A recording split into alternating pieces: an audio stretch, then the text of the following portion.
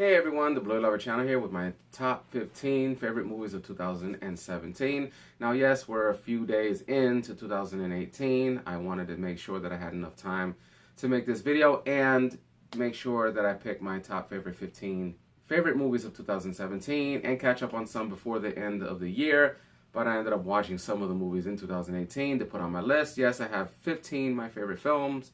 Some are going to be like head scratchers why they're on the top 15 and not the top 5. But this is my list, and if you do not enjoy that, well, you know what? Everybody's entitled to doing their own list.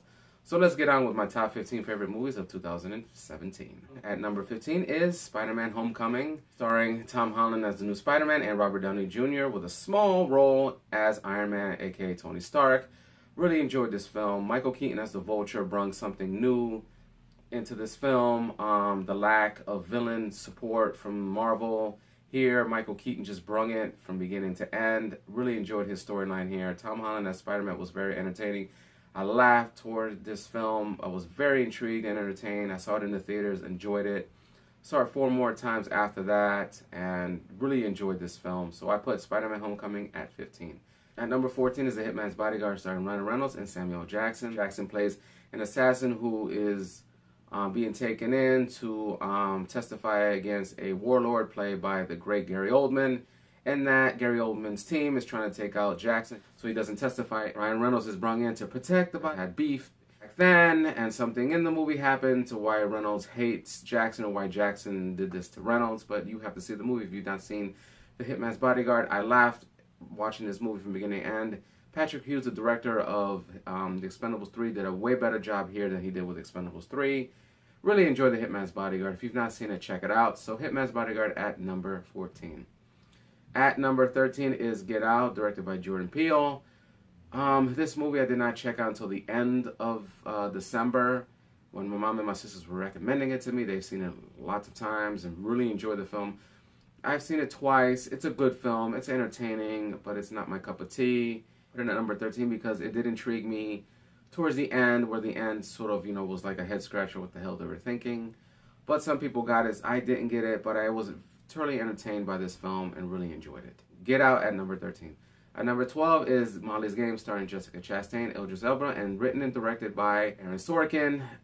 Really enjoyed this film. It's a great crime film, sort of an underground type of gambling film. We've seen it with Rounders and other types of films based around gambling. Really entertaining film. Really enjoyed this. I got lucky enough to see this in the theaters, on an art house theater. Jessica Chastain was great here as Molly. Idris Elba was always perfect. And the supporting cast was here great. I'm a big fan of these types of films. It's not always about the big blockbusters for me, but when a film like this hits you and it gets you and it grabs you and it entertains you, and it did, and Molly's Game did that, so I put Molly's Game at number 12. Number 11 is M. Night Shyamalan's Split, starring James McAvoy as a guy with split personalities. He kidnaps these 3 girls, and towards the whole movie you get to see his different personalities come out, and there's a therapist trying to help him out. And I've been not a fan of M. Night Shyamalan's movies since I think The Happening, even though that movie was great from the beginning until the end was just a bust. I did not see The Visit. I really enjoyed this film. I was very entertained by it. The twists and turns was great, especially the end and the diner scene. I'm not going to tell you if you've not seen Split. If you're a fan of Unbreakable like I am, you're going to love it. So I put M. Night Shyamalan's Split at number 11. Now here comes my top 10, and this is going to become an issue with some people here. Why is this movie at number 10? And I put Justice League at number 10. Now you're always saying to yourself, well, why is Justice League on this list? Well, I'm going to say this. Yes, this movie had production problems. I know there was reshooting by Joss Whedon. The tragic death of Snyder's daughter permitted this. Warner Brothers did not like his first cut.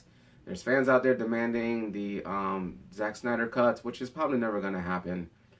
But I was entertained by this. And even though you can tell that the flaws in the movie's in there, I was very entertained. I've seen the movie 3 times in the theaters. I even see it once on bootleg. So I've seen it 4 times, and I'm really entertained by it. I know there's some plot holes here, some storylines are not developed. Zack Snyder's cut going to be worse than this one. This one actually entertains. I did really enjoy it.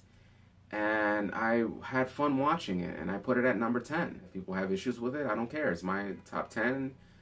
list, and the Justice League is at number 10. 9 is Blade Runner 2049, which I was lucky enough to review and did well on my channel. Thank you very much.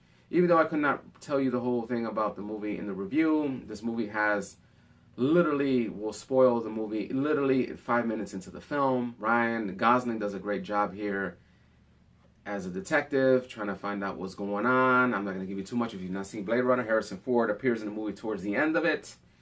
The director of Sicario and Arrival, I can't say his name, did an incredible job here. Some people loved it, some people hated it. It is a long movie. It's almost a 3-hour movie.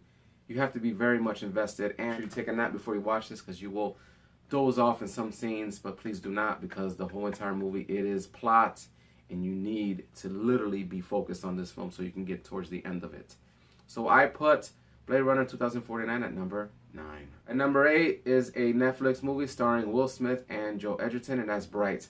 Now this movie's been getting a lot of crap by critics, calling it the worst movie of 2017. It's not good at all. Why is this? David Ayer shouldn't be directing. I've seen Bright 3 times. I actually saw it the day when I got out of work, when it premiered on the 22nd. I got home from work, I got my dinner, I sat in front of the TV, I ate my dinner, and I was thoroughly enjoyed by Bright. And when I was done, I rewatched it again a second time. And I watched it a third time with my niece, and she really enjoyed it. Really good, entertaining movie. People are saying it, is racist towards people. There's orcs. I'm gonna tell you something. There's orcs.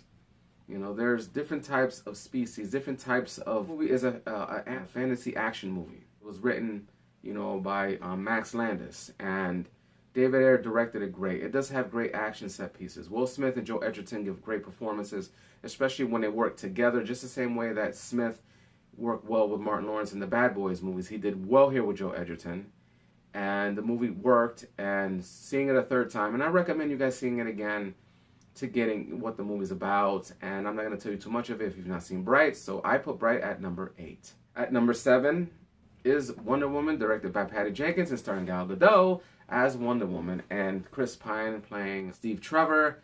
Now this movie, a lot of fans hated, and a lot of people on YouTube hated. They put it on their worst list and ranting about it. And I understand that, guys. But I really was enjoyed by Wonder Woman. I saw it in theaters with my nieces. This movie appealed to young men, women, anybody. And Patty Jenkins made sure that every gender enjoyed this film. My nieces were enjoying it. They even did a trailer reaction with me about it, and they loved it, and they enjoyed it. If you do not see the irony in why this film was important to a female superhero movie, we would not be getting a Captain Marvel movie if it wasn't for this movie, because you know that Kevin Feige was very hesitant in putting a solo Captain Marvel film out there. And because of Wonder Woman, you're going to get that now. Even though it was even going to be put on, as you can tell, Kevin Feige even said it that he wished he released Captain Marvel first before Warner Brothers did Wonder Woman. So if it wasn't for Wonder Woman, we wouldn't be getting that, even though it was scheduled. But Kevin Feige was still, and I mean still, hesitant in releasing an all-led female film. But now, because of Wonder Woman, that it is. And if you guys want to argue me about that, you go ahead. But I'm going to tell you, that's the facts that I read. So I put Wonder Woman at number 7. At number 6 is Keanu Reeves returning back as a cool, badass assassin, John Wick, in John Wick Chapter 2. Very entertaining.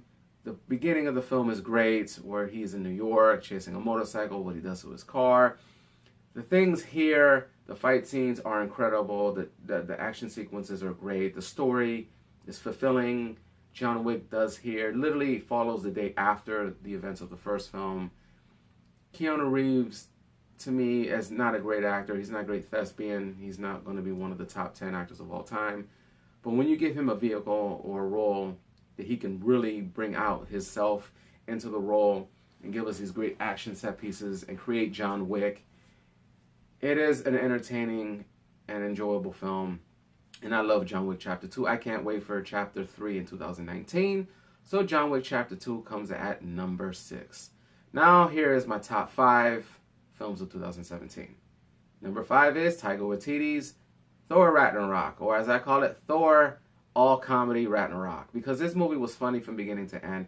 Yes, it did have some small moments here and there without no humor, but I was very entertained by this. I was laughing beginning to end, and Taika Waititi did a good job of actually reviving Thor, because the first Thor movie was dark by Kenneth Branagh. And Alan Taylor directed Thor, The Dark World, which he said had problems because Patty Jenkins was supposed to direct this movie. She left the project, so he had nothing to do here.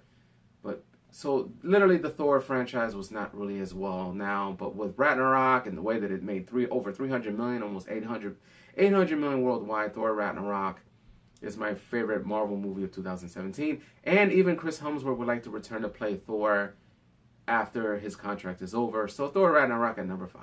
Number 4 is Matt Reeves' beautifully directed War of the Planet of the Apes. Yes, now I know that people have problems because it was supposed to be a war film. And the title says War of the Planet of the Apes, and I get that. And when I saw it in the theaters, I was a little bit let down by it, but then I got the point why. It was a war about humans and apes and about emotion and everything. And what happens to Caesar and why he goes to war against Woody Harrelson's character, who's just this crazy military man, and dealing with the death and the loss of his own family and everything that happens around here. What happens around in the film, and Matt Reeves does a good job. And you got to remember, when you watch a Planet of the Apes movie, it has action, but it's not as much. And I grew up as a kid watching the old films because my mother, like me, is a movie buff. Even though she's in her 60s, she still loves watching movies. That's what I bond with my mom with, watching movies. And I grew up watching the old Planet of the Apes movies. Came back to, restart the franchise again, and Rupert Wyatt created, Rise of the Planet of the Apes. And then we had Dawn of the Planet of the Apes by Matt Reeves. And then we get War of the Planet of the Apes. How incredibly well written it is. Andy Serkis as Caesar was incredible. The ending is very sad. I'm not going to give it away. If you've not seen War of the Planet of the Apes, please watch it. It's a beautiful, well-made, directed film and a great send-off to the new old films of the 60s and 70s. It really sets it off. So War of the Planet of the Apes at number 4. Number 3 is It. What can I say about It is that I was very much anticipating this film. I did trailer reactions to all the trailers. It did very well on my channel. It has literally become doing all the reactions to the trailers and doing a review about it. It got 7,000 views on my review of It. Like I said, like Blade Runner 2049, it was plot heavy. Even though you've seen the miniseries and read the books, but a lot of people have not read the books or watched the old miniseries, like the great Tim Curry. Pennywise here was different. He was more horrifying, terrifying, entertaining, and Bill Skarsgård here as Pennywise was incredible. It does have some pace issues at times, but it's very entertaining. The children here steal the film. All the children here are great. I enjoyed this film. Andy Muschietti, the director, did a good job, even though we know that Cary Fukunaga was supposed to direct this film. And a lot of Cary's script is here. So I'm a little bit worried about part 2 because Cary's script will not be there. Thank God they're taking their time. We will not get a new It movie until next September 2019. It comes at number 3. Now at number 2 is the beautifully directed and great send-off to a great Marvel's character, and that is Wolverine, played by the great Hugh Jackman, and it is called Logan. Directed by James Mangold. He directed the Wolverine, which was lukewarm by critics, and I enjoyed it, but it did have issues. Here, Logan is a hard R-rated film to see Logan in the future, where there's not that many mutants left. He is trying to do good by the end. We get a great performance here by Patrick Stewart as Professor X. We get introduced to X-23, and Logan is just a top, well-made, entertaining film that deserves all the accolades, and it gives a great send-off to Hugh Jackman. And it's kind of one movie too late because now with Disney buying Fox, we will never see Wolverine interact with none of the Avengers, and that would have been great, but we get a good send-off. Like I said, beautifully well-made, directed film by James Mangold. He did a great job here. I hope that Fox allows him to do his X-23 film, even though people don't want to see it. I want to see it, but Mangold did a hell of a job with this film, and Hugh Jackman did a great performance, and Patrick Stewart should get Oscar nominated for this performance, and he may not, but Logan at number 2. Now number 1 is going to be a very a head scratcher. Why I put this movie here, because sometimes I'm not always into the big blockbusters or the comic book movies that I put on this list or anything else. But I put Guillermo del Toro's perfectly, beautifully well-made, heartwarming movie, The Shape of Water, at number 1. And I was lucky enough to see this in an art house film, the same theater that I got to see Molly's Game. Sally Hawkins as this deaf girl bonds with this, this creature that they're experimenting on by Michael Shannon, who's just great here. Michael Shannon as the bad guy is great. Octavia Spencer plays Sally Hawkins' friend. Maintenance workers who are cleaning this facility. Richard Jenkins is Sally Hawkins' next door neighbor. They're close, they're good friends. What can I say about Del Toro and how he can not always give us these big blockbusters like Hellboy or Pacific Rim, but here he can always die down and give us something beautiful, something well made, and something emotional that you can actually have a woman who can't hear, who can't speak, but communicates with a creature and just fall in love with something that's different, and to make something like that is just beautiful, and you can understand everything about this film. If you've not seen The Shape of Water, it is Del Toro's greatest film, and I really enjoyed it, and I was very lucky enough to see it twice. A beautiful, well-made movie, and I love The Shape of Water, and if you've not seen it, go see it. Believe me, you will enjoy it, and a second time, you will enjoy it even more. So I put The Shape of Water at number 1. So yeah, guys, leave me a comment letting me know what you thought about my top 15 favorite films. What do you agree with me, or what you do not agree with me was on my top 15 list, so let me know that comments. And also tell me what is your top 10, 15, or top 20 movies of 2017. Leave me that comment down below. Give the video a thumbs up. Don't forget to subscribe to the Blu-ray Lover channel. Share the video as well. And I hope you guys were entertained by my top 15 favorite movies of 2017.